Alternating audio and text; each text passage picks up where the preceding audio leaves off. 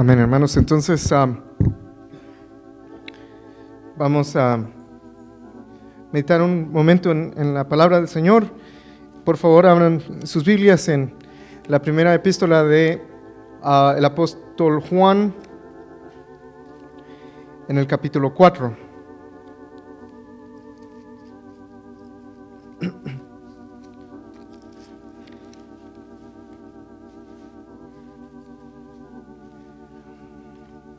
Alguien decía que para que a los hermanos, para ayudar a que los hermanos cuando se vayan a sus casas recuerden algo del mensaje, es bueno ponerle un título así explosivo a la predicación, aunque sea se acuerdan del título cuando se van.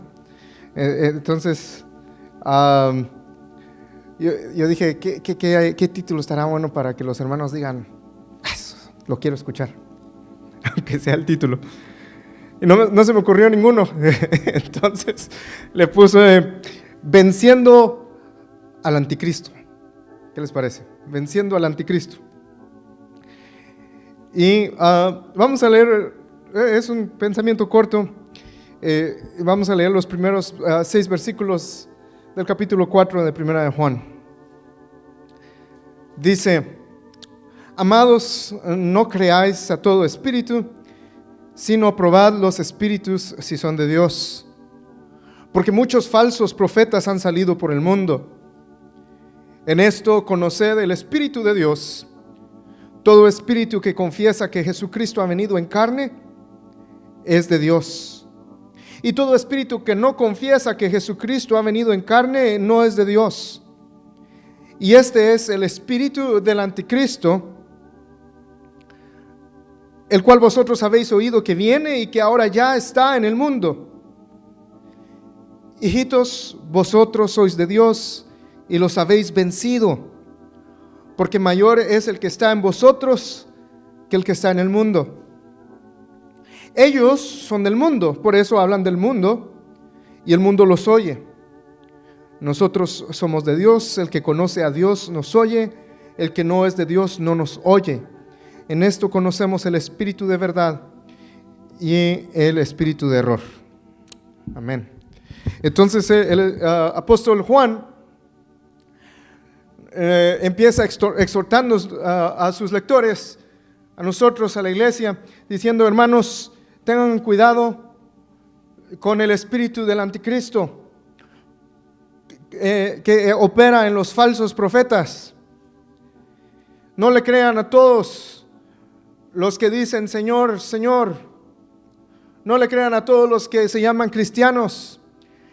Tengan cuidado, hay un espíritu de error que está operando en el mundo. Y les voy a dar la clave, dice él. En esto van a conocer ustedes si el espíritu es el espíritu del Anticristo. En esto ustedes van a conocer si el profeta es falso o es verdadero. ¿En qué?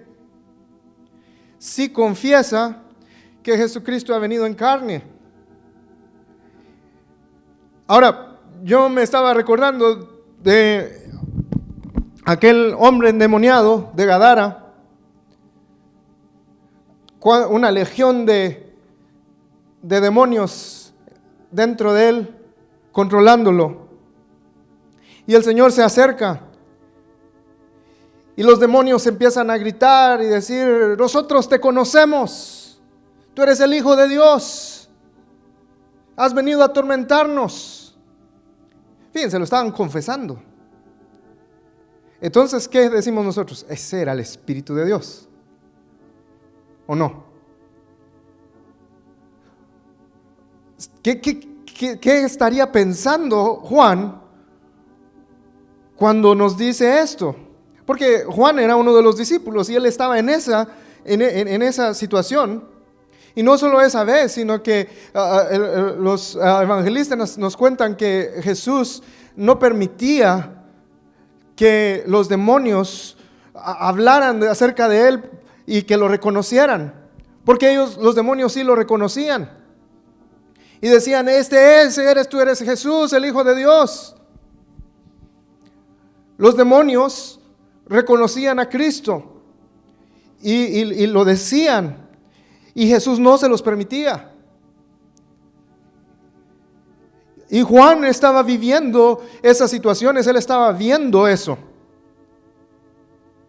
Y todavía así, él nos dice, miren, la clave es si confiesan que Jesús ha venido en carne. Si no confiesan que Jesús ha venido en carne, entonces son falsos profetas. Es el espíritu del anticristo. Entonces, meditando en eso, quise averiguar qué es confesar. ¿Qué quiso decir Juan con confesar que Jesucristo ha venido en carne? Y primero, es importante que entendamos que la palabra confesar que el apóstol Juan utiliza aquí es una palabra griega, para los que saben griego, que es homologeo. Homologeo es una palabra compuesta de homos y logos, y tal vez ustedes han escuchado ambas palabras, homos y logos, que significa de un mismo hablar, de un mismo pensamiento, de una misma forma de vida. Es decir, que es una persona que conforma su hablar de una sola forma, que su forma de vivir es una sola, que no es de doblado ánimo, que no es una persona que vive dos vidas, no es una persona que predica una cosa y vive otra. Eso significa confesar, homologeo, tener solo una forma de vivir de acuerdo a nuestra forma de hablar. ¿Me van siguiendo? Entonces, eso es lo primero que necesitamos saber, que el espíritu de error no confiesa al Hijo de Dios. Es decir, que puede hablar una cosa, pero vivir otra. No tiene una sola forma de vida. Ese es el espíritu de error. Vayamos a Mateo capítulo 7, en el Nuevo Testamento. Es aquí donde aparece por primera vez esta palabra, homologeo.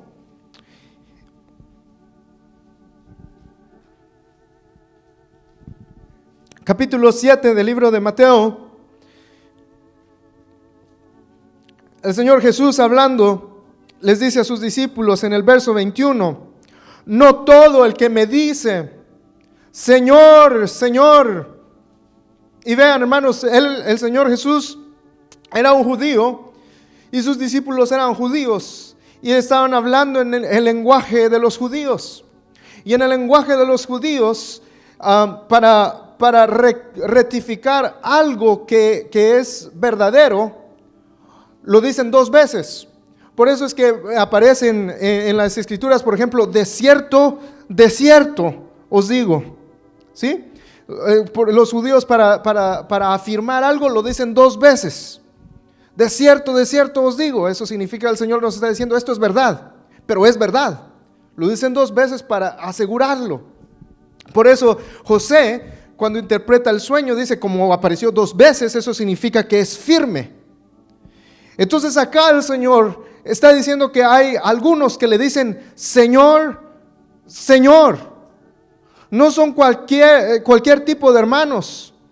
Son hermanos que de verdad hablan del Señor. ¿Me doy a entender? Ellos le dicen Señor, Señor. Pero no todos los que le dicen Señor, Señor, que lo confiesan con su boca como Señor, no todos ellos entrarán en el reino de los cielos, sino el que hace la voluntad de mi Padre que está en los cielos. Muchos me dirán en aquel día, Señor, Señor, no profetizamos en tu nombre y en tu nombre echamos fuera demonios y en tu nombre hicimos muchos milagros. Y entonces, acá es donde aparece la palabra homologeo. Y entonces les declararé, homologeo. El Señor les va a confesar porque el Señor tiene solo una forma de vida. Nunca os conocí. apartados de mí, hacedores de maldad. Sus obras no se conformaban a su lenguaje. Su lenguaje era Señor, Señor, pero tenían obras de maldad. ¿Ven? Eso es el espíritu de error. No confiesan al Hijo de Dios. Tienen una forma de hablar, pero otra forma de vida. Luego a Timoteo, vayamos a la primera epístola del apóstol Pablo a Timoteo.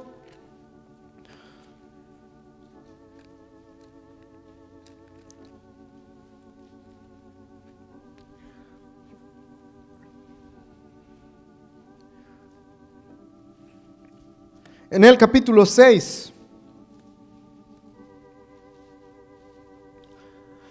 Pablo le va a dar algunas características acá a Timoteo de estos hombres, estos falsos profetas.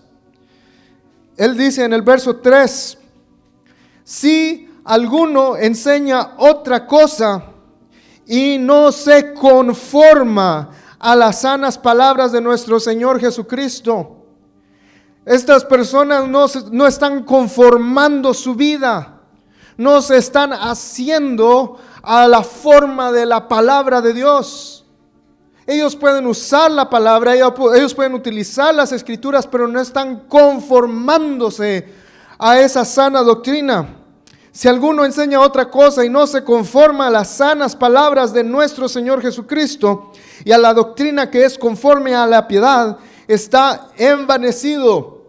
La palabra es orgulloso, es una persona orgullosa, nada sabe y delira acerca de cuestiones y contiendas de palabras, de las cuales nacen envidias, pleitos, blasfemias, malas sospechas. Porque, ¿verdad? Hay algunos hermanos que dicen que utilizan las malas sospechas como discernimiento de espíritus, ¿verdad?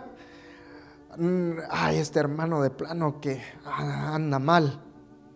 Hermano, no, hombre, no ande hablando mal del hermano. Es discernimiento, hermano. ¿Verdad? Entonces, así son estas personas. Pero gran ganancia, disputas necias en el verso 5, de hombres corruptos de entendimiento y privados de la verdad, que toman la piedad como fuente de ganancia. Apártate de los tales. El espíritu de error aprovecha la piedad como fuente de ganancia. Y a ver, ¿a quién le sacamos más? Luego el verso 6 dice, pero gran ganancia es la piedad acompañada de contentamiento, porque nada hemos traído a este mundo y sin duda nada podremos sacar. Así que teniendo sustento y abrigo, estemos contentos con esto. Porque los que quieren enriquecerse caen en tentación y lazo y en muchas codicias necias y dañosas que hunden a los hombres en destrucción y perdición. Porque raíz de todos los males es el amor al dinero, el cual codiciando algunos se extraviaron de la fe y fueron traspasados de muchos dolores. Verso 11, mas tú, oh hombre de Dios, huye de estas cosas y sigue la justicia, la piedad, la fe, el amor, la paciencia, la mansedumbre. Pelea la buena batalla de la fe, echa mano de la vida eterna, a la cual asimismo fuiste llamando, habiendo homologeo. Habiendo hecho la buena profesión es homologeo, delante de muchos testigos. Aquí homologeo aparece dos veces. Habiendo hecho es homologeo. O sea que si lo tradujéramos así literalmente diría, habiendo confesado la buena confesión, delante de muchos testigos, delante de los hombres. Él le dice, Timoteo, tú has confesado la buena confesión delante de muchos. Hay muchos que ven tus obras. Hay muchos que ven tu justicia, tu piedad, tu fe, tu amor, tu paciencia, tu mansedumbre. Se ve tu confesión. Ese es el espíritu de verdad. Una persona que está viviendo lo que predica. Y el espíritu de error, una persona que está reprobada en las obras de justicia. Y ustedes leyeron las obras que tiene, ¿verdad? Amador del dinero, amador de los bienes de este mundo, haciendo ganancia de la piedad, con pleitos, con malos pensamientos, con malas sospechas. Ese es el espíritu de error. A Tito, unas páginas más adelante en sus Biblias, el apóstol Pablo se lo dice más claro en el capítulo 1.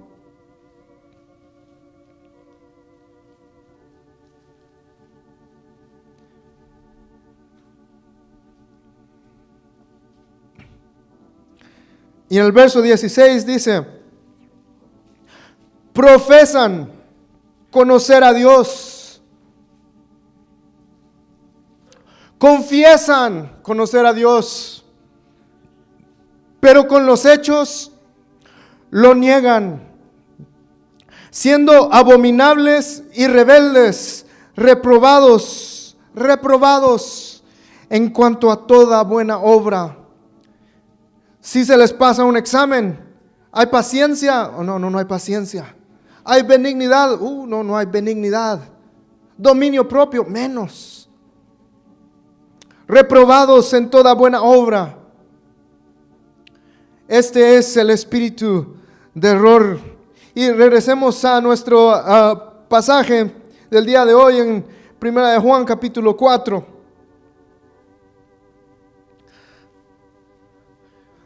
Hay una traducción que se llama la traducción literal de Young, es una versión de la Biblia. En ese versículo que dice: todo espíritu que confiesa que Jesucristo ha venido en carne, él lo traduce como todo espíritu que confiesa a Jesucristo en la carne, en su vida, en su cuerpo. Esta persona está, ¿cómo se dice?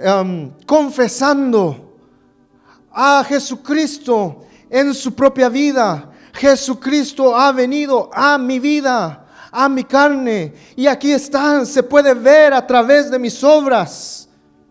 Ese es el espíritu de verdad. ¿Y cuál es el espíritu de error? Aquel espíritu que no confiesa a Jesucristo en su vida.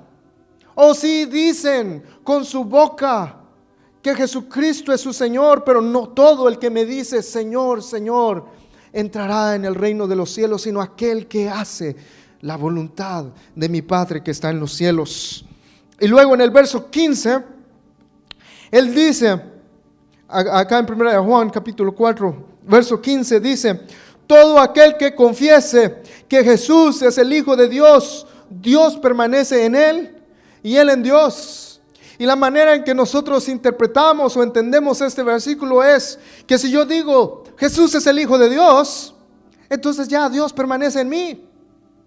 Pero yo creo que lo que Juan está diciendo es al revés, que se puede ver si una persona está confesando al Hijo de Dios, si Dios permanece en él y él en Dios. O sea, una persona que confiesa que Jesús es el Hijo de Dios, permanece en Dios y Dios en él. ¿Entienden la diferencia, no?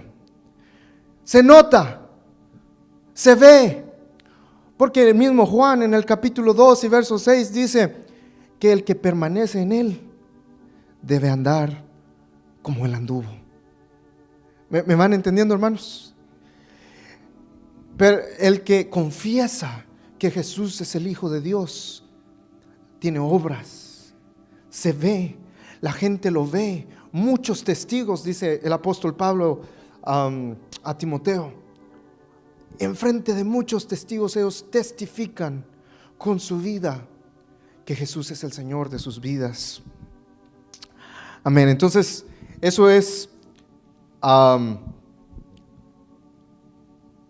Eso es confesar a Jesucristo, que Jesucristo ha venido en carne. ¿Y qué es un falso profeta? Porque acá, si ustedes se dieron cuenta cuando leímos los primeros 6 versículos, Juan está igualando, haciendo iguales a los falsos profetas con el anticristo. Porque Juan mismo dice en el capítulo 2 que han venido muchos anticristos. Es el espíritu del anticristo obrando en personas. A esas personas el apóstol Juan le llama falsos profetas, porque profesan su cristianismo falsamente. Y ustedes lo pueden ver, él lo iguala ahí, pero ¿qué es entonces un falso profeta en la Biblia? En Deuteronomio capítulo 13, vayamos ahí para que Deuteronomio capítulo 13 es un capítulo dedicado a la definición de un falso profeta. Todo el capítulo habla de esto. Y no lo vamos a leer todo. Ustedes lo pueden leer en su casa. Pero dice en el verso 1: cuando se levantare en medio de ti profeta o soñador de sueños, y te anunciare señal o prodigios, y si se cumpliere la señal o prodigio que él te anunció, diciendo: vamos en pos de dioses ajenos que no conociste, y sirvámosles, no darás oído a las palabras de tal profeta, ni al tal soñador de sueños, porque Jehová vuestro Dios os está probando para saber si amáis a Jehová vuestro Dios con todo vuestro corazón y con toda vuestra alma. En pos de Jehová vuestro Dios andaréis, a él temeréis, guardaréis sus mandamientos y escucharéis su voz, a él serviréis y a él seguiréis. Tal profeta o soñador de sueños ha de ser muerto, por cuanto aconsejó rebelión contra Jehová vuestro Dios, que te sacó de tierra de Egipto y te rescató de casa de servidumbre, y trató de apartarte del camino por el cual Jehová tu Dios te mandó que anduvieses, y así quitarás el mal de en medio de ti. Y aquí el capítulo sigue y se pone más fuerte, porque el capítulo sigue explicando que un falso profeta puede ser también tu hermano, tu hermana, tu hija, tu hijo, tu íntimo amigo, dice acá el capítulo 13. ¿Cuál es la señal de un falso profeta? Alguien que te va a invitar a servir a los dioses de las otras naciones.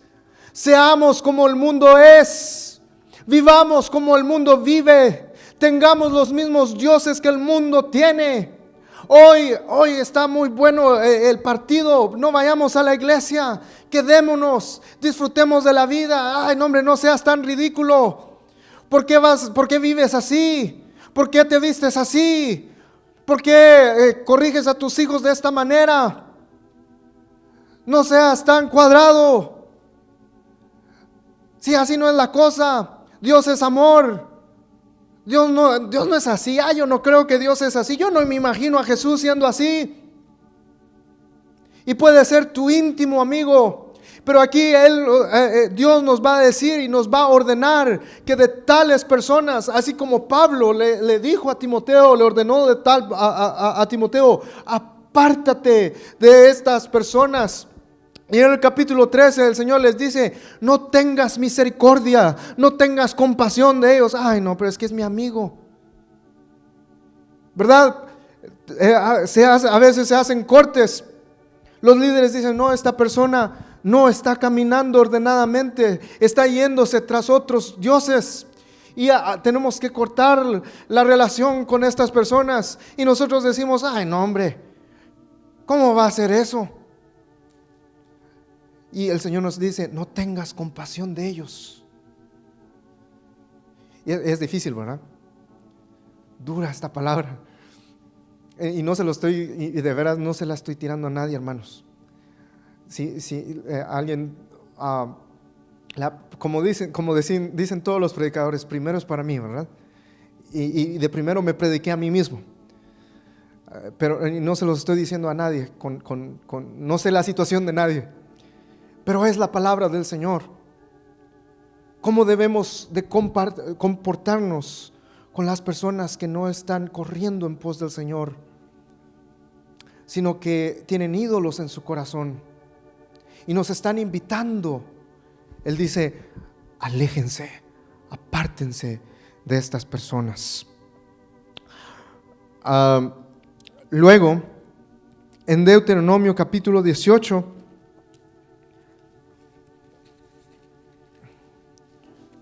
y verso 22, también habla de falsos profetas. Y aquí dice, en el verso 21, capítulo 18, verso 21, y si dijeres en tu corazón, ¿cómo conoceré la palabra que Jehová no ha hablado? Es decir, ¿cómo me voy a dar cuenta si este es falso profeta o no? Y él dice, si el profeta hablare en nombre de Jehová y no se cumpliere lo que dijo, ni aconteciere, es palabra que Jehová no ha hablado. Con presunción la habló el profeta, no tengas temor de él. Aquí quisiera hacer una pequeña nota en ese versículo, porque ese versículo es un poquito confuso. Y hay otra traducción, y la otra traducción dice, si el profeta hablar en nombre de Jehová y no cumple, no que no se cumple, sino que no cumple lo que dijo. ¿Ven la diferencia? No. Es alguien que habla, pero no cumple la palabra en su vida. Él dice con presunción, con orgullo, habla tal profeta, no tengas temor de él. Primera de Juan, capítulo 4, hablando de los falsos profetas, él dice en el verso 5, ellos son del mundo, por eso hablan del mundo y el mundo los oye. Hermanos, ¿de qué estamos hablando? Hermanos, ¿cuáles son nuestras conversaciones? ¿Cuál es la señal que Juan nos da de un falso profeta? Ellos hablan del mundo. Hermanos, nosotros vivimos en el mundo, ¿verdad? Y definitivamente vamos a tener que hablar del mundo. Pero cuando alguien ama al mundo, sus palabras lo reflejan. Solo puede estar hablando de carros, solo puede estar hablando de negocios y de cómo hacer más dinero, o hablando de mujeres, o las mujeres hablando de hombres, etcétera, ¿verdad? Porque el mundo es grandote. Y hablando de esto, y hablando de lo otro, pero no está Dios en su boca. No se halla a Dios en esa boca, porque es del mundo. Y el mundo lo oye. Es uno de esos muchachos cool, ¿verdad? A todos les cae bien, porque es del mundo y el mundo lo oye. ¿Qué tenemos en nuestra boca, hermanos? ¿Qué espíritu está influenciando nuestras vidas? ¿El espíritu de verdad o el espíritu de error? Por eso el título era Venciendo al Anticristo. Porque nosotros, cuando pensamos en vencer al Anticristo, ¿en qué pensamos? Tal vez en la batalla final. Y ahí nosotros, tal vez peleando contra la bestia, sin darnos cuenta que el espíritu de Anticristo está tratando de ganarnos, tocando a la puerta de nuestros corazones. Qué bonito es el mundo, Fíjense cómo llegó la serpiente a Eva. Es que Dios no quiere que tú seas como Él. Dios sabe que este fruto está re bueno. Dios es duro. Qué difícil es la vida cristiana. Qué difícil es levantarse a orar. Qué difícil eso de estar cantando y levantando las manos. La vida cristiana es aburrida. Y ahí está la serpiente. Está mejor este juego. Está mejor esta novela, lo que sea, este libro. Mejor dedícate a hacer dinero. El espíritu de error tocando la puerta. Nosotros pensando en los últimos días, ¿verdad? Sin darnos cuenta que el espíritu está ahí, llamando a la puerta. Y nosotros abriéndonos. Entonces, hermanos, ¿cómo vencemos el espíritu de error? ¿Cómo vencemos al anticristo?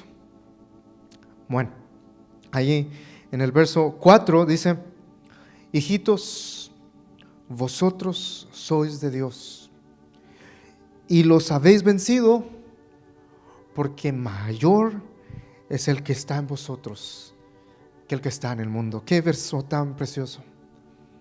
Mayor es el que está en vosotros. Entonces, primero, necesitamos entender que el que está en nosotros es mayor.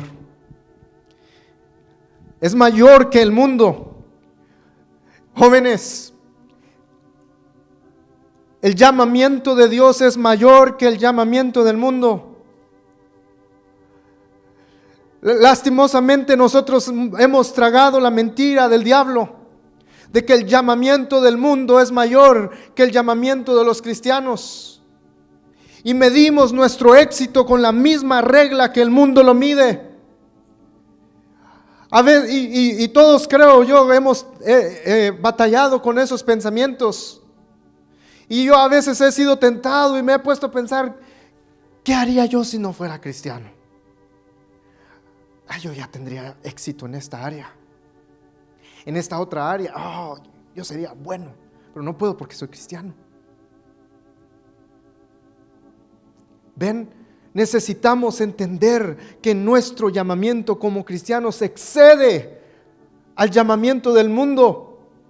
Por ejemplo, hablando del dinero, hablando de las riquezas, porque eso es uno de los estándares del éxito del mundo, ¿no?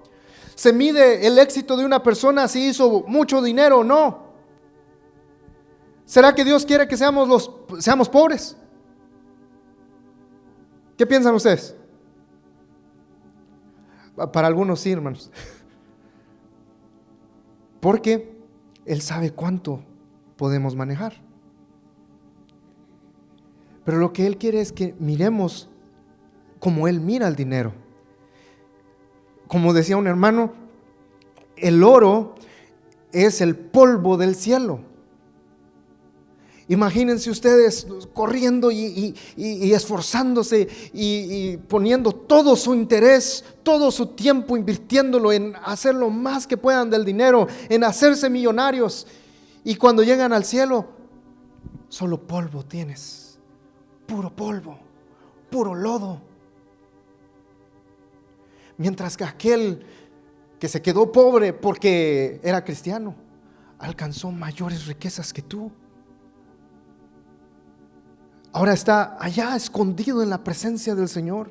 Hermanos, el llamamiento del cristiano es mayor que el llamamiento de este mundo. Y mientras que no lo veamos, vamos a seguir codiciando las cosas del mundo, pensando: ay, si tan solo yo no fuera cristiano, si tan solo yo fuera del mundo.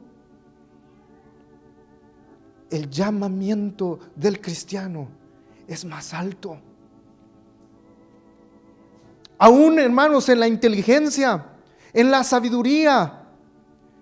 Miren, hermanos, aquí está este lugarcito, no está lleno, pero los que están aquí son más inteligentes que Einstein. Einstein es famoso porque escribió una fórmula. Y ¡ay, qué hombre tan inteligente! Y no sé si ustedes saben la biografía de él. Su matrimonio se deshizo. No, ni siquiera podía cuidar a sus 2 hijos. Terminó casándose con su medio hermana. Un hombre moralmente destrozado, en la ruina. Pero lo admira el mundo. No, hermanos, el llamamiento del cristiano es mayor que el mundo. Y vamos a conocer misterios más grandes que los que él conoció. Pero ahí estamos nosotros esforzándonos por alcanzar la sabiduría de este mundo. Tu llamamiento es mayor. Jóvenes, su llamamiento es mayor. Ustedes no tienen nada que envidiarle al mundo. Uno de los propósitos de la primera carta de Juan es que nuestro gozo sea cumplido. Él quiere que conozcamos los deleites que hay en Dios, que sobrepasan todo entendimiento. Hermanos, no somos tontos. No crean la mentira del diablo. Ustedes no son tontos porque les falta dinero. No es que sean tontos. Son sabios porque han elegido la mejor parte, la cual no les será quitada. Amén. Mayor es el que está en nosotros que el que está en el mundo.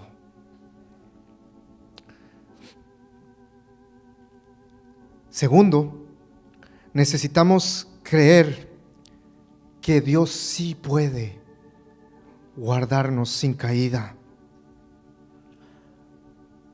Porque a veces miramos a Dios que está en nosotros, al Cristo que está en nosotros, como una hormiguita, y miramos la carne como una bestia. Ay, hermano, es que de veras yo soy hombre pecador, pero mayor es el que está en ti que el que está en el mundo. No, hermano, es que en mí Cristo está como bebé, pero es mayor que el que está en el mundo. No importa si es chiquito, no importa si es bebé, mayor es que el que está en el mundo. El apóstol Judas dice que Dios es poderoso para guardarnos sin caída y presentarnos sin mancha delante de su gloria con grande alegría. Él vuelve a repetirnos lo mismo, hermanos, porque necesitamos creer que en Dios hay mucho gozo, hay mucho deleite, no como el mundo que es pasajero. Dios sí puede guardarnos sin caída. No debemos, hermanos, tener miedo del espíritu de error. No debemos de andar con ese miedo de que, ay, ¿será que yo voy a caer? ¿Será que de aquí en unos años yo todavía voy a estar en la iglesia? ¿Será que voy a ser de uno de ellos que voy a estar perdido? Hermanos, no debemos andar con ese miedo. No debemos andar pensando que el diablo es más poderoso que el Señor. No debemos andar pensando que el mundo es más atractivo que el Señor. Más grande, mayor es el que está en nosotros que el que está en el mundo. Dios sí puede guardarnos sin caída. Yo no puedo, Dios sí puede.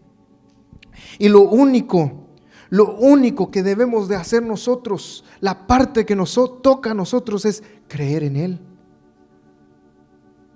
Simplemente, Él es poderoso para guardarnos. Y lo único que nos toca a nosotros es creer en Él. Porque la tercer punto, capítulo 5 de Juan, de primera de Juan. ¿Cómo vencemos entonces al espíritu de error? Primero, necesitamos creer que mayor es el que está en nosotros, que nuestro llamamiento es mayor que el mundo. Segundo, necesitamos creer que Dios sí puede guardarnos sin caída.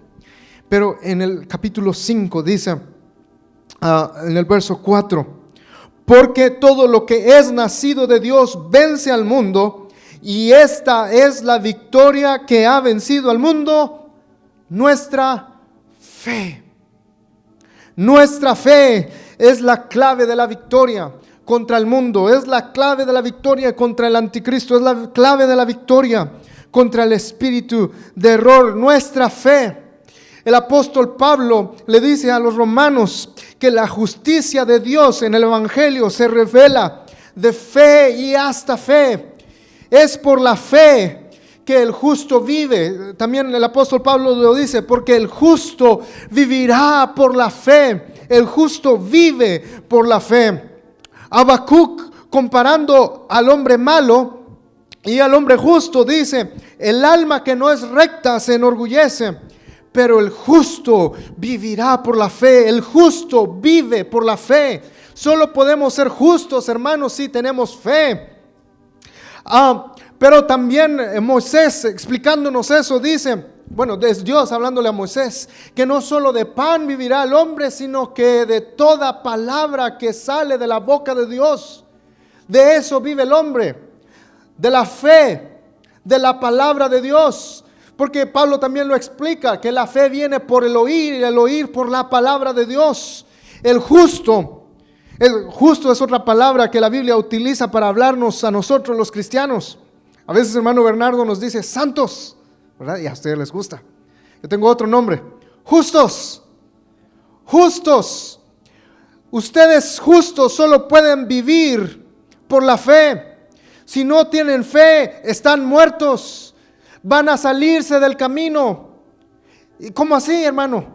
Si no escuchan la palabra de Dios, si no están oyendo una palabra de Dios, van a salirse del camino, van a parar con el espíritu de error, porque la victoria contra el mundo está en la fe. Si no tenemos una relación con el Señor, porque hablando de la fe y del pan, de la palabra de vida, el Señor Jesús nos enseñó a orar: el pan nuestro de cada día, dánoslo hoy. Cada día, hermanos.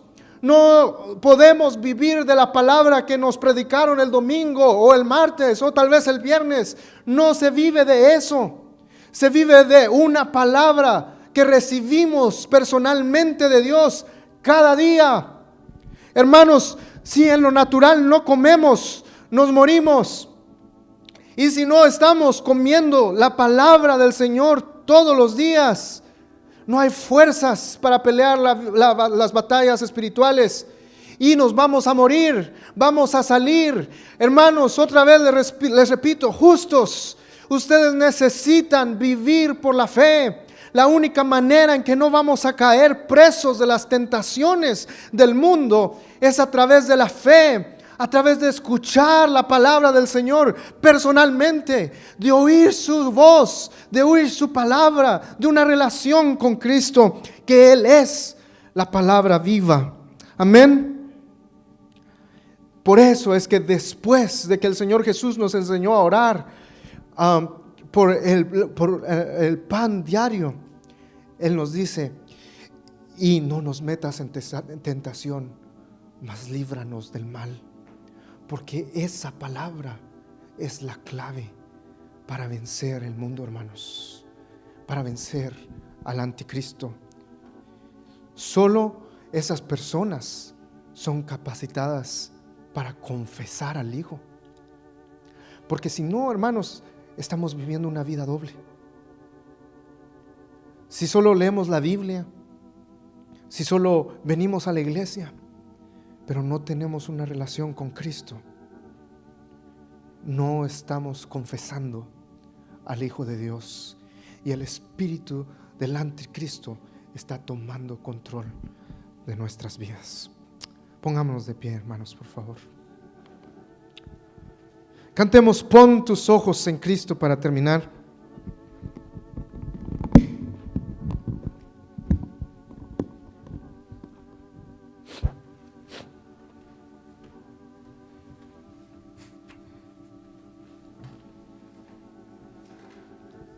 Jafet, ¿podrías apagar la música, por favor? Gracias.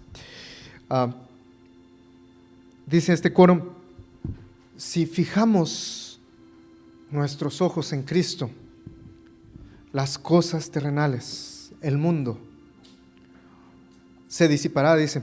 En inglés dice que va a perder su brillo, se va a volver opaco, ya no va a ser atractivo el mundo si estamos viendo al Señor.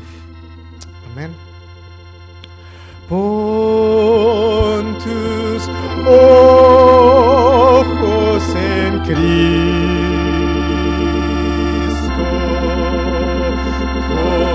contempla su rostro de amor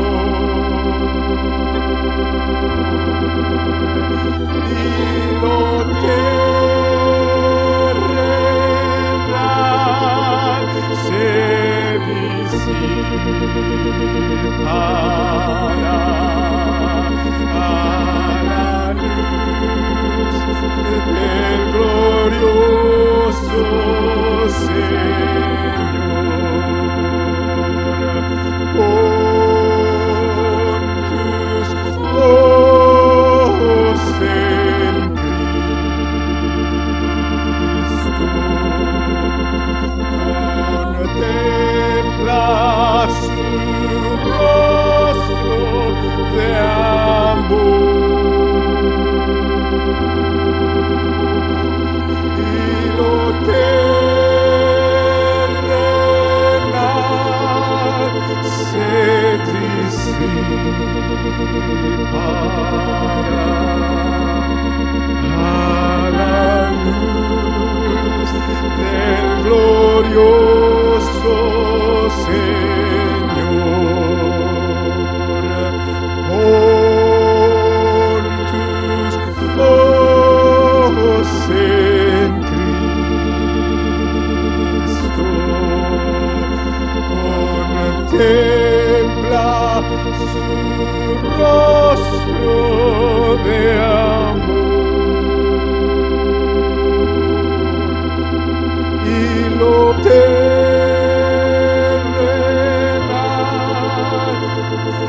disipará a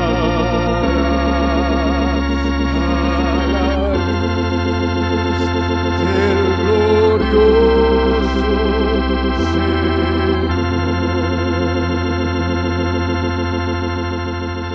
Señor.